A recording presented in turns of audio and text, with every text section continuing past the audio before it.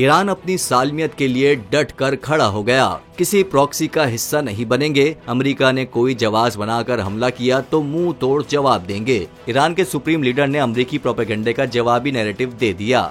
Iran के supreme leader ayatollah खामनाई का कहना है कि ईरान खित्ते में प्रॉक्सी वॉर नहीं चाहता। यमनी हौजियों के हमले से ईरान का कोई ताल्लुक नहीं। अगर अमेरिका ने इसे जवाब बनाकर ईरान के खिलाफ कोई इकदाम उठाया तो उसे संगीन नताइज का सामना करना होगा। ईरानी सुप्रीम लीडर ने ये भी कहा कि वो हमें धमकियां देते हैं, लेकिन हमने कभी किसी से जंग का आगाज नहीं किया। तहम अगर कोई ईरान के खिलाफ इकदाम उठाएगा तो उसे मुंह तोड़ जवाब देंगे। वाज़ेह रहे कि अमेरिकी सदर डोनाल्ड ट्रंप ने यमन के हौसी ग्रुप की जानिब से इसराइल पर होने वाले हमले का जिम्मेदार ईरान को ठहराया था।